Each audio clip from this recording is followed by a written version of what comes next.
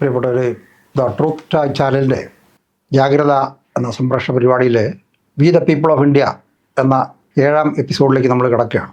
രാജ്യത്ത് നിലവിലുള്ള ഭരണഘടന അനുസൃതമായ അല്ലെങ്കിൽ ഭരണഘടനയ്ക്കനുസരിച്ച് നമ്മുടെ നിയമസഭ പാസ്സാക്കിയ അല്ലെങ്കിൽ പാർലമെൻറ്റ് പാസ്സാക്കിയ നിയമങ്ങൾ പലപ്പോഴും നടപ്പാക്കാൻ കഴിയാത്ത ഒരവസ്ഥയിലേക്ക് നമ്മുടെ രാജ്യം ദുർബലമായി പോയി എന്നുള്ള ഒരു വലിയ അവസ്ഥ നിലനിൽക്കുന്നുണ്ട്.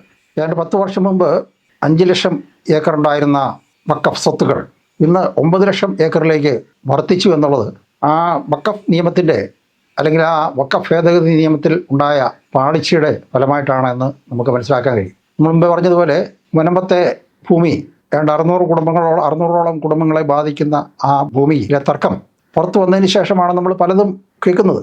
നമ്മുടെ തിരുച്ചിനാപ്പള്ളിയിൽ ഉള്ള ചന്ദ്രശേഖര സ്വാമി എന്ന് പറഞ്ഞ ഒരു ക്ഷേത്രം, ആ ക്ഷേത്രത്തിന് ചുറ്റുമായിട്ടുള്ള ഏതാണ്ട് 1500ഓളം ഏക്കർ സ്ഥലം ഇപ്പോൾ വഖഫിൻ്റേതാണെന്ന് അവകാശപ്പെട്ടിരിക്കുകയാണ്. നിങ്ങൾ പലരും വായിച്ചിട്ടുണ്ടാവും. ഏതാണ്ട് 1500 വർഷം പഴക്കമുള്ള ഒരു ക്ഷേത്രമാണ് ഈ ചന്ദ്രശേഖര സ്വാമി ക്ഷേത്രം. അവിടെ എത്രയോ തലമുറകളായിട്ട് ആ ക്ഷേത്രത്തിൻ്റെ ഭൂമിയിൽ ആൾക്കാർ താമസിച്ചു വരികയാണ്.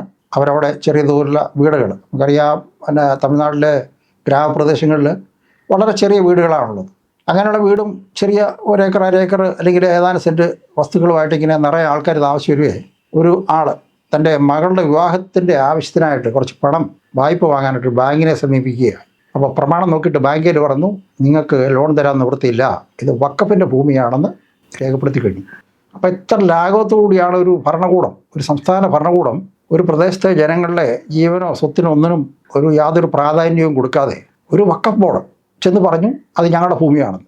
അതുകൊണ്ട് അവിടെ ബന്ധപ്പെട്ട രേഖകളിൽ റവന്യൂ രേഖകളിൽ വഖഫ് എന്നെഴുതി വെച്ചു. തീർന്നു, പ്രശ്നം കഴിഞ്ഞു. 1500 ഏക്കർ സ്ഥലം വഖഫിൻ്റെതാണ്. അവിടെ താമസിക്കുന്ന എത്രയോ ആയിരക്കണക്കിന് ആളുകളുടെ ജീവിതം അവിടെ വഴിമുട്ടി നിൽക്കുകയാണ്. അപ്പം സംസ്ഥാന ഭരണകൂടങ്ങൾ എത്ര നിരുത്തരവാദപരമായിട്ടാണ് ഈ വക കാര്യങ്ങളെ കൈകാര്യം ചെയ്യുന്നത് എന്നുള്ളത് നമ്മൾ വളരെ ശ്രദ്ധിക്കേണ്ട കാര്യമാണ്. തമിഴ്നാട്ടിലെ പ്രത്യേകമായിട്ട് ദ്രാവിഡ ഭരണം, ഇപ്പോൾ അവിടെ കോൺഗ്രസ്സിന് കാര്യമായ ശക്തിയൊന്നുമില്ല. അപ്പോൾ അങ്ങനെ വന്നപ്പോൾ ദ്രാവിഡ കക്ഷികൾ ഈ ഇസ്ലാമിസ്റ്റ് കക്ഷികളോട് ചേർന്ന് അവരെ പ്രീതിപ്പെടുത്തി ഈ വഖഫിന് സ്വത്തുക്കളുണ്ടാക്കി കൊടുക്കുക. അപ്പോൾ അങ്ങനെ ഒരു വോട്ട് കിട്ടുക എന്നുള്ളതിൽ കവിഞ്ഞ് അധികാരത്തിൽ വരിക, അതിനുവേണ്ടി എന്ത് മാർഗവും സ്വീകരിക്കുക. രാജ്യത്തിൽ എന്ത് സംഭവിക്കുന്നു, രാജ്യത്തെ ജനങ്ങൾക്ക് എന്ത് സംഭവിക്കുന്നു, ഇവർക്ക് യാതൊരു താല്പര്യമില്ല. ഇതായപ്പം അതിനെ തുടർന്ന് വെല്ലൂര് ഏതാണ്ട് 200ഓളം ആളുകൾ താമസിക്കുന്ന ഒരു സ്ഥലം വഖഫിൻ്റെതാണെന്ന് പ്രഖ്യാപിക്കണമെന്ന് ആവശ്യപ്പെട്ട് ഒരു വ്യക്തി അവിടുത്തെ റവന്യൂ ഓഫീസിനെ സമീപിക്കുകയാണ്.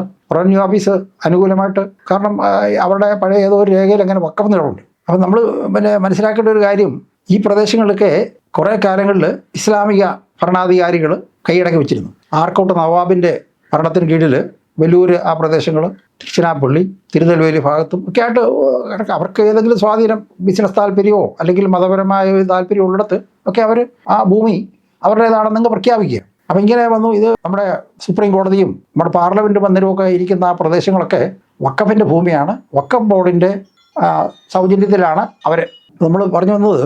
ഏതെങ്കിലും സമുദായത്തിന് അല്ലെങ്കിൽ മതസംഘടനയ്ക്ക് അവർക്ക് അവകാശപ്പെട്ട ഭൂമി ഈ നമ്മുടെ നാട്ടിൽ കൈവെക്കുന്നതിനും അവരുടെ സമുദായത്തിൻ്റെ ഉന്നമനത്തിനായിട്ട് വിനിയോഗിക്കുന്നതിന് ആർക്കും ഒരു എതിരഭിപ്രായമില്ല. നമ്മുടെ ഒരു മതേതര രാഷ്ട്രമാണല്ലോ.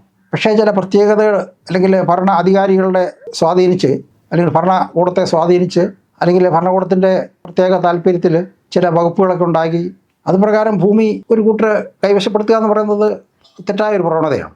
അത് മറ്റുള്ള ആളുകൾക്ക് ഒരു ബുദ്ധിമുട്ടുണ്ടാകും എന്നുള്ളത് നമുക്ക് പറയാതെ തന്നെ അറിയാവുന്ന കാര്യമാണ്. അപ്പം നമ്മൾ പറഞ്ഞു വന്നത്, അതായത് കേന്ദ്ര ഗവൺമെൻറ് അല്ല, നമ്മുടെ ന്യൂഡൽഹി, നമ്മുടെ തലസ്ഥാനം, നമ്മുടെ രാജ്യത്തിൻ്റെ തലസ്ഥാനത്തെ പല കെട്ടിടങ്ങളും, പാർലമെൻറ്റ് ഹൗസ്, സുപ്രീം കോടതി ഇരിക്കുന്ന സ്ഥലം അടക്കം പ്രസിഡൻറ്റിൻ്റെ കൊട്ടാരം വരെ, പ്രസിഡൻറ്റിൻ്റെ രാഷ്ട്രപതി ഭവൻ വരെ വഖഫിൻ്റെ ഭൂമിയിലാണ്.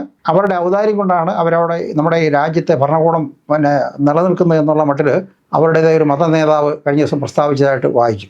അപ്പോൾ ആ രീതിയിൽ അഗ്രസീവായിട്ട് ഏതെങ്കിലും കാലത്ത് ഒരു ഇസ്ലാമിക ഭരണം ഇവിടെ നിലനിന്നിരുന്നു എന്നുള്ളതിൻ്റെ ഒരു അടിസ്ഥാനത്തിൽ അവർ കൈവശം വെച്ചുകൊണ്ടിരുന്ന ഭൂമിയും പ്രദേശങ്ങളൊക്കെ വഖഫിൻ്റെതാണെന്ന് പ്രഖ്യാപിച്ചു കഴിഞ്ഞാൽ ഇതെങ്ങനെ ഒരു രാജ്യം മുന്നോട്ട് പോകും? അപ്പോൾ അത് മാറ്റി നീതിപൂർവമായ ഒരു സംവിധാനം ഉണ്ടാകണം എന്നുള്ള ഇതിലാണ് വഖഫ് ഭേദഗതി ബില്ല് 2025 പാസ്സായി. അപ്പോൾ ഇത് വന്നു കഴിഞ്ഞപ്പോൾ വലിയ തെറ്റിദ്ധാരണ പരത്തുന്ന വാർത്തകൾ നമ്മുടെ രാഷ്ട്രീയ കക്ഷികളൊക്കെ ഇറക്കുകയുണ്ടായി. മുസ്ലിങ്ങളുടെ ആരാധനാലയങ്ങൾ, മോസ്കുകളൊക്കെ സർക്കാർ പിടിച്ചെടുക്കാൻ പോകുന്നു. ഇങ്ങനെയുള്ള വളരെ വിവാദപരമായും തെറ്റിദ്ധരിപ്പിക്കുന്നതും ആയിട്ടുള്ള വാർത്തകൾ പ്രസ്താവനകളൊക്കെ പുറപ്പെടുവിച്ച് രാജ്യത്തൊരു കലാപ അന്തരീക്ഷം ഉണ്ടാക്കാനായിട്ട് പലരും ശ്രമിക്കുകയാണ്. അപ്പം അങ്ങനെ ഇരിക്കാൻ നമുക്കറിയാം, അവിടെയും അവർക്ക് ഓരോരുത്തർക്കും പ്രതിഷേധിക്കാനുള്ള അവകാശമുണ്ട്. ബംഗാളിൽ മൂർഷിദാബാദ് എന്ന് പറയുന്ന സ്ഥലത്ത് ബംഗ്ലാദേശിനോട് ചേർന്നുള്ള ഒരു പ്രദേശമാണ്. അവിടെ വഖഫ് ഭേദഗതി നിയമത്തിന് എതിരെ നടന്ന സമരം അക്രമാസക്തമാകുകയും ആ പട്ടണത്തിലെ പ്രത്യേകിച്ച് ഹിന്ദുക്കളുടെ കടകളും വീടുകളും എല്ലാം ആക്രമിക്കപ്പെടുകയും 2-3 പേരവിടെ കൊല്ലപ്പെടുകയും ചെയ്യും. അപ്പോൾ ഒരു കാര്യം വ്യക്തമായിട്ട് മനസ്സിലാക്കാതെ അതിനെക്കുറിച്ച് ചർച്ച ചെയ്യാതെ ആരെങ്കിലും പറയുന്നത് കേട്ടുകൊണ്ട് ആവേശത്തിൽ ഒരു തീവ്രവാദ രീതിയിൽ ഇതിനെ പ്രതിരോധിക്കാൻ ശ്രമിച്ചു കഴിഞ്ഞാൽ രാജ്യത്തിൻ്റെ അവസ്ഥ എന്തായിത്തീരുന്നതായിരിക്കും.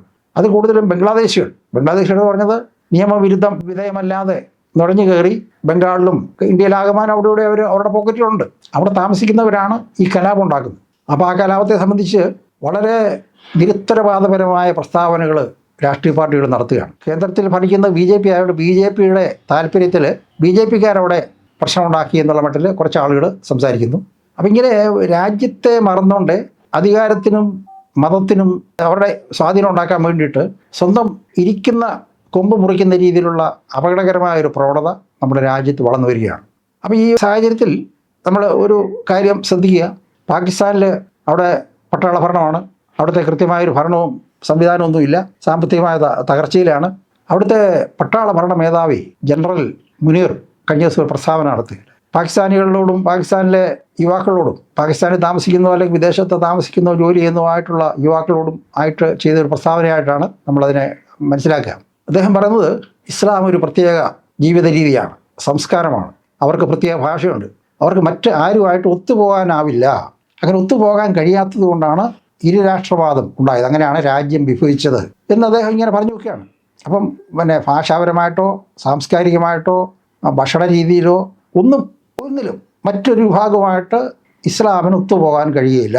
അതുകൊണ്ട് ഇസ്ലാമിൻ്റെ സംസ്കാരത്തെയും ഭക്ഷണ രീതിയെയും ജീവിതക്രമത്തെയും വിശ്വാസത്തെയൊക്കെ കൊച്ചുകുട്ടികളോട് പറഞ്ഞു കൊടുക്കാനായിട്ട് ഈ യുവതലമുറ തയ്യാറാകണം എന്ന് അദ്ദേഹം പറയുന്നതായിട്ട് ഒരു വാർത്ത നമ്മൾ കണ്ടു.